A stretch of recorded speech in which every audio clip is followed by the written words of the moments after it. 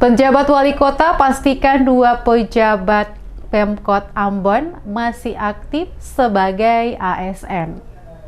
Penjabat Wali Kota Ambon, Podwin Watimena memastikan asisten 1 sekaligus PLT Kepala BKD dan staf ahli bidang pemerintahan Kota Ambon masih aktif menjalankan tugas sebagai ASN dan belum dinyatakan pensiun. Penegasan penjabat wali kota ini guna membantah adanya pemberitaan bahwa pemerintah Kota Ambon masih mempekerjakan kedua pejabat tersebut walaupun telah dinyatakan pensiun. Ditegaskan Watimena, sampai saat ini kedua pejabat tersebut masih aktif sebagai ASN pemerintah Kota Ambon. Dijelaskan Watimena, asisten 1 yang juga saat ini menjabat PLT Kepala BKD Kota Ambon, masa tugasnya akan berakhir pada 4 Desember 2023. Sementara staf ahli bidang pemerintahan akan masuk pada masa pensiun di tahun 2024.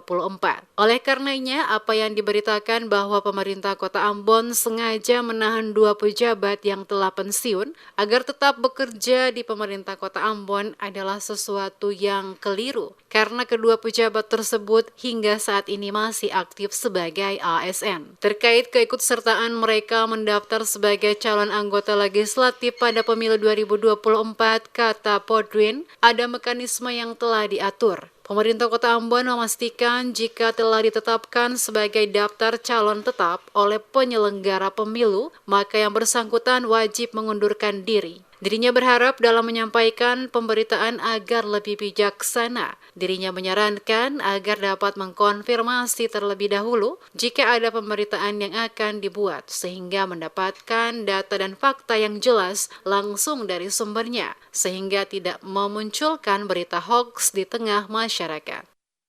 Kepala BKD dan staf ahli bidang pemerintahan sudah pensiun tapi masih ditahan sebagai penjabat. Dari mana mereka dapat data bahwa kedua pejabat tersebut sudah pensiun? Asisten 1 itu pensiun nanti di tanggal 4 Desember.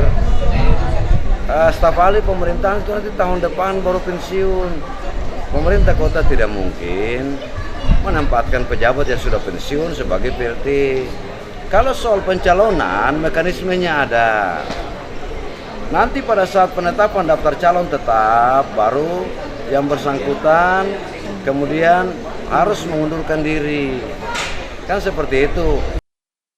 Seperti diketahui, penjabat wali kota Ambon, Podwin, mengatakan adanya muncul pemberitaan tidak benar soal pemerintah kota Ambon yang sengaja mempertahankan 2 pejabat pada lingkup pemerintah kota Ambon yang telah pensiun untuk tetap diberikan jabatan dan tugas.